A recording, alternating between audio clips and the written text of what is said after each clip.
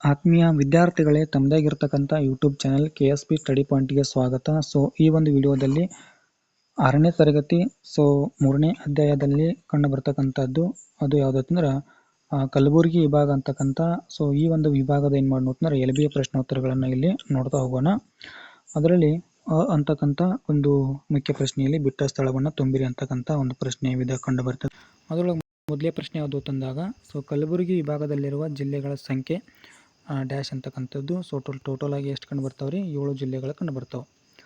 ಇನ್ನು ಎರಡನೇ ಪ್ರಶ್ನೆ, 2021 ಅಕ್ಟೋಬರ್ 2ರಂದು ರಚನೆಯಾದ ಹೊಸ ಜಿಲ್ಲೆ ಅಂತಕ್ಕಂಥದ್ದು. ಇದು ಯಾವ ವಿಭಾಗದಲ್ಲಿ ನೋಡ್ತಾ ಇದ್ವಿ? ಕಲಬುರಗಿ ವಿಭಾಗದಲ್ಲಿ ನೋಡ್ತಾ ಇದ್ವಿ. ಆ ಕಾರಣಕ್ಕಾಗಿ ಇಲ್ಲಿ ಕಲಬುರಗಿ ವಿಭಾಗದಲ್ಲಿ ಒಂದು ಹೊಸದಾಗಿ ರಚನೆಯಾಗಿರ್ತಕ್ಕಂಥ ಒಂದು ಜಿಲ್ಲೆ ಯಾವುದಂದ್ರೆ ವಿಜಯನಗರ ಜಿಲ್ಲೆ ಅಂತಕ್ಕಂಥದ್ದು. ಓಕೆ, ನೆಕ್ಸ್ಟ್ 3ನೇ ಪ್ರಶ್ನೆ, ಕರ್ನಾಟಕದಲ್ಲಿ ಪ್ರಾಚೀನ ಬೌದ್ಧ ಸ್ತೂಪಗಳು ಡ್ಯಾಶ್ ಎಲ್ಲಿ ಕಂಡು ಬರುತ್ತವೆ ಅಂತೇಳಿ.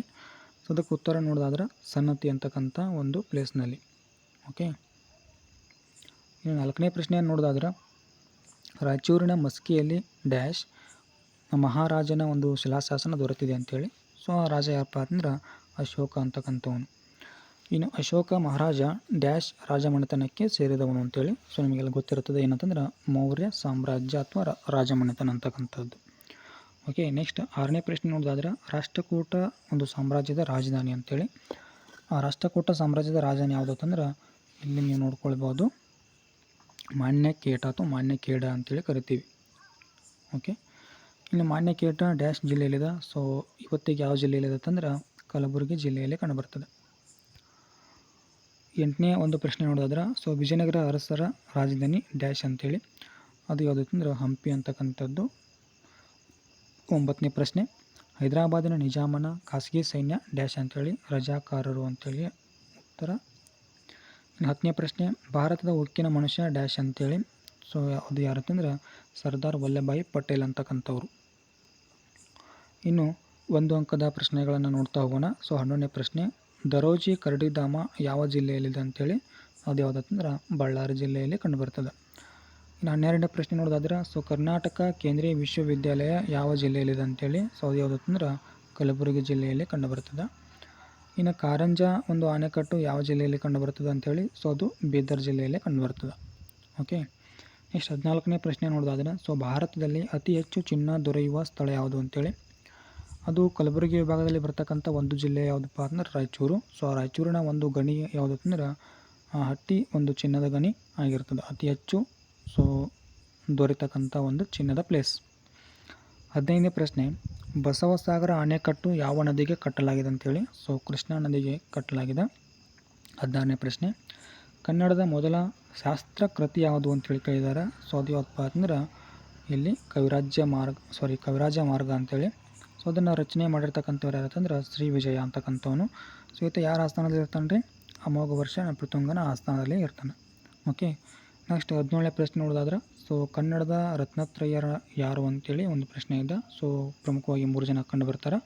ಅವರು ಯಾರಪ್ಪ ಅಂದ್ರೆ ಮೊದಲೇದಾಗಿ ಪಂಪ ಅಂತಕ್ಕಂಥವ್ರು, ಆಮೇಲೆ ಪೊಣ್ಣ ಆಗಿರ್ಬೋದು, ಇನ್ನೊಬ್ರು ಯಾರತ್ತಂದ್ರೆ ಇಲ್ಲಿ ರನ್ನ ಅಂತ ಹೇಳಿ. ಪಂಪ, ಪೊಣ್ಣ, ರನ್ನ. ಇವರು ಏನಂತಂದ್ರೆ ಕನ್ನಡದ ರತ್ನತ್ರಯರು ಅಂತೇಳಿ. ಓಕೆ, 18ನೇ ಪ್ರಶ್ನೆ ನೋಡೋದಾದ್ರೆ ಕನ್ನಡದ ಮೊದಲ ವ್ಯಾಕರಣ ಗ್ರಂಥ ಯಾವುದು ಅಂತೇಳಿ ಒಂದು ಪ್ರಶ್ನೆ ಇದೆ. ಅದು ಯಾವಪ್ಪ ಅಂದ್ರೆ ಶಬ್ದಮಣಿ ದರ್ಪಣ ಅಂತಕ್ಕಂಥದ್ದು ಕನ್ನಡದ ಮೊದಲ ವ್ಯಾಕರಣ ಗ್ರಂಥ ಆಗಿರ್ತದೆ. ಇನ್ನು ಕರ್ನಾಟಕ ಸಂಗೀತದ ಪಿತಾಮಹ ಯಾರು ಅಂತೇಳಿ. ದಾಸ ಸಾಹಿತ್ಯದಲ್ಲಿ ಅತ್ಯಂತ ಶ್ರೇಷ್ಠವಾಗಿರ್ತಕ್ಕಂಥವ್ರು ಯಾರಂತಂದ್ರೆ ಪುರಂದರದಾಸರಲ್ಲಿ ನೋಡ್ತೀವಿ. ಕರ್ನಾಟಕ ಸಂಗೀತದ ಪಿತಾಮಹ ಅಂತೇಳಿ. ಇನ್ನು 20ನೇ ಪ್ರಶ್ನೆ, ಕನ್ನಡ ವಿಶ್ವವಿದ್ಯಾಲಯ ಎಲ್ಲಿದೆ ಅಂತೇಳಿ. ಹಂಪಿಯಲ್ಲಿ ಕಂಡುಬರ್ತದೆ. ಯಾವುದ್ರಿ? ಕನ್ನಡ ವಿಶ್ವವಿದ್ಯಾಲಯ. ಇನ್ನು ಕಲಬುರಗಿ ವಿಭಾಗದ 2 ನದಿಗಳನ್ನು ಹೆಸರಿಸಿ ಅಂತೇಳಿದೆ. ಭೀಮಾ ನದಿ ಆಗಿರ್ಬೋದು, ತುಂಗಭದ್ರಾ ನದಿ ಆಗಿರ್ಬೋದು, ಕೃಷ್ಣಾ ನದಿ ಆಗಿರ್ಬೋದು. ಓಕೆ, 22ನೇ ಪ್ರಶ್ನೆ, ಕಲಬುರಗಿ ವಿಭಾಗದ ಜನರಿಗೆ ಉದ್ಯೋಗದಲ್ಲಿ ಮೀಸಲಾತಿ ತಂದ ತಿದ್ದುಪಡಿ ಯಾವುದು ಅಂತೇಳಿ ಕೇಳಿದ್ದಾರೆ. ಅದು ಮುಖ್ಯವಾಗಿ 98ನೇ ಒಂದು ಸಂವಿಧಾನಿಕ ತಿದ್ದುಪಡಿ. ಇದು ಮುಖ್ಯವಾಗಿರ್ತಕ್ಕಂಥದ್ದು. ಇನ್ನು 23ನೇ ಪ್ರಶ್ನೆ ನೋಡಿದಾಗ ರಾಯಚೂರು ಜಿಲ್ಲೆಯಲ್ಲಿರುವ ವಿಶ್ವವಿದ್ಯಾಲಯ ಯಾವುದು ಅಂತೇಳಿ. ಅದು ಯಾವುದಂದ್ರೆ ಕೃಷಿ ವಿಶ್ವವಿದ್ಯಾಲಯ. ಯಾವ ಜಿಲ್ಲೆ ರೀ? ರಾಯಚೂರು ವಿಶ್ವವಿದ್ಯಾಲಯ ರಾಯಚೂರು ಜಿಲ್ಲೆಯಲ್ಲಿ. 24ನೇ ಪ್ರಶ್ನೆ ನೋಡೋದಾದ್ರೆ ಕಲಬುರಗಿ ವಿಭಾಗದ ಪ್ರಮುಖ ಸ್ವತಂತ್ರ ಒಂದು ಹೋರಾಟಗಾರರು ಯಾರು ಅಂತೇಳಿ ಪ್ರಶ್ನೆ ಇದೆ. ಅವರು ಯಾರಪ್ಪ ಅಂತಂದ್ರೆ ಶ್ರೀ ರಮಾನಂದ ತೀರ್ಥರು ಅಂತಕ್ಕಂಥವ್ರು ಪ್ರಮುಖ ಒಂದು ಸ್ವತಂತ್ರ ಹೋರಾಟಗಾರರು ಆಗಿರ್ತಾರೆ. 25ನೇ ಪ್ರಶ್ನೆ ನೋಡೋದಾದರೆ, ಸೊ ಕಲಬುರಗಿ ವಿಭಾಗದ ಪ್ರಮುಖ ವಚನಕಾರರನ್ನು ಹೆಸರಿಸಿ ಅಂತೇಳಿ. ಸೊ ಇಲ್ಲಿ ಮುಖ್ಯವಾಗಿರ್ತಕ್ಕಂಥವ್ರು ಬಸವಣ್ಣ ಆಗಿರ್ಬೋದು, ಬಸವೇಶ್ವರರು ಅಂತೇಳಿ ಕರಿತೀವಿ. ಇನ್ನು ಅಕ್ಕ ಮಹಾದೇವಿಯವರು ಆಗಿರ್ಬೋದು, ಅಲ್ಲಮ ಪ್ರಭುವರು ಆಗಿರ್ಬೋದು. ಇನ್ನು 26ನೇ ಪ್ರಶ್ನೆಗೆ ಬಂದಾಗ ಸೊ ಹೊಂದಿಸಿ ಬರೆಯ ಒಂದು ರೀತಿಯ ಪ್ರಶ್ನೆ ಇದೆ. ಸೊ ಇಲ್ಲಿ ನೋಡ್ರಿ, ಎ ಮತ್ತು ಬಿ ಅಂತಕ್ಕಂಥ ವಿಭಾಗ 2 ಕಂಡು ಬರ್ತಾವ. ಸೊ ಇಲ್ಲಿ 3ನೇ ವಿಭಾಗದಲ್ಲಿ ಉತ್ತರಗಳನ್ನು ಇಲ್ಲಿ ನಿಮ್ಗೆ ಆಲ್ರೆಡಿ ಕೊಟ್ಟುಬಿಟ್ಟಿದ್ದೀನಿ.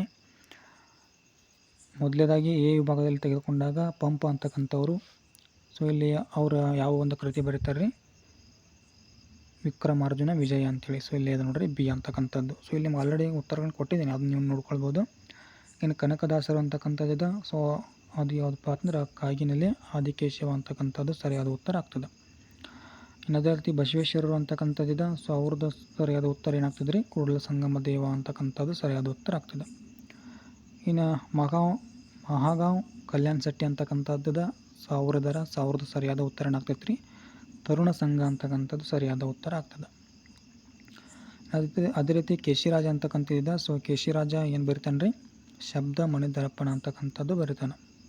ಓಕೆ, ಸಾರಿ. ಇನ್ನು ಅದೇ ರೀತಿ ಸ್ತ್ರೀ ವಿಜಯ ಅಂತೇಳಿದ. ಸೊ ಒಂದು ಉಳಿತು, ಅದೇ ಯಾವ್ದಪ್ಪ ಅಂದ್ರೆ ಕವಿರಾಜ ಮಾರ್ಗ ಅಂತಕ್ಕಂಥದ್ದು ಸರಿಯಾದ ಉತ್ತರ ಆಗ್ತದೆ. ಓಕೆ, ಇನ್ನು 2ರಿಂದ 4 ಒಂದು ವಾಕ್ಯಗಳಲ್ಲಿ ಉತ್ತರ ಬರ್ತಕ್ಕಂಥ ಒಂದು ಪ್ರಶ್ನೆ, ಅದು 27ನೇ ಪ್ರಶ್ನೆ. ಕಲಬುರಗಿ ವಿಭಾಗದಲ್ಲಿ ಜಿಲ್ಲೆಗಳನ್ನು ಹೆಸರಿಸಿ ಅಂತೇಳಿ. ಸೊ ಕಲಬುರಗಿ ವಿಭಾಗದಲ್ಲಿ 7 ಜಿಲ್ಲೆಗಳಂತ ಹೇಳಿದ್ನಲ್ಲ. ಸೊ ಆ 7 ಜಿಲ್ಲೆಗಳು ಯಾವ ಅಂತೇಳಿ ನೋಡ್ತಾ ಹೋದಿದ್ರೆ, ಕಲಬುರಗಿ, ಬೀದರ್, ಬಳ್ಳಾರಿ, ವಿಜಯನಗರ, ರಾಯಚೂರು, ಕೊಪ್ಪಳ ಮತ್ತು ಲಾಸ್ಟ್ ಒಂದು ಯಾವುದು ಅಂದ್ರೆ ಯಾದಗಿರಿ ಜಿಲ್ಲೆ ಅಂತೇಳಿ. ಸೊ ಟೋಟಲಾಗಿ 7 ಜಿಲ್ಲೆಗಳು. ಓಕೆ, ಇನ್ನು ಇನ್ನೊಂದು ಪ್ರಶ್ನೆ ಏನು ಕೇಳಿದಾರೆ ಅಂತಂದರೆ, ಇಲ್ಲಿ ಕರ್ನಾಟಕ ನಕ್ಷೆಯಲ್ಲಿ ಕಲಬುರಗಿ ವಿಭಾಗದ ಜಿಲ್ಲೆಗಳನ್ನು ಗುರುತಿಸಿ ಅಂತೇಳಿ ಪ್ರಶ್ನೆಯನ್ನು ಕೇಳಿದ್ದಾರೆ. ಸೊ ಇಲ್ಲಿ ನೋಡಿರಿ, ಈಗ ಆಲ್ರೆಡಿ ಹೇಳಿನಲ್ಲ, ಜಿಲ್ಲೆಗಳು ಯಾವತ್ತಂದ್ರೆ ಬೀದರ್ ಆಗಿರ್ಬೋದು, ಕಲಬುರಗಿ, ಯಾದಗಿರಿ, ರಾಯಚೂರು, ಆಮೇಲೆ ಇನ್ನೊಂದು ಜಿಲ್ಲೆ ಬಳ್ಳಾರಿ ಆಗಿರ್ಬೋದು, ವಿಜಯನಗರ ಆಗಿರ್ಬೋದು, ಆಮೇಲೆ ಕೊಪ್ಪಳ ಅಂತಕ್ಕಂಥದ್ದು. ಸೊ ಟೋಟಲಾಗಿ 7 ಜಿಲ್ಲೆಗಳು ಏನಾಗ್ಯಾವತ್ತಂದ್ರೆ ಈ ಕಲಬುರಗಿ ವಿಭಾಗದಲ್ಲಿ ಕಂಡುಬರ್ತಾವೆ. ಓಕೆ, ಈ ಒಂದು ವಿಡಿಯೋ ಇಷ್ಟ ಆದರೆ ಸೊ ಲೈಕ್ ಮಾಡಿರಿ, ಶೇರ್ ಮಾಡಿ ಮತ್ತು ಸಬ್ಸ್ಕ್ರೈಬ್ ಮಾಡೋದನ್ನು ಮರೆಯದಿರಿ ಅಂತ ಹೇಳ್ತಾ, ಸೊ ಈ ಒಂದು ವಿಡಿಯೋನ ಇಲ್ಲಿಗೆ ಮುಗಿಸ್ತಾ ಇದ್ದೀನಿ. Thank you.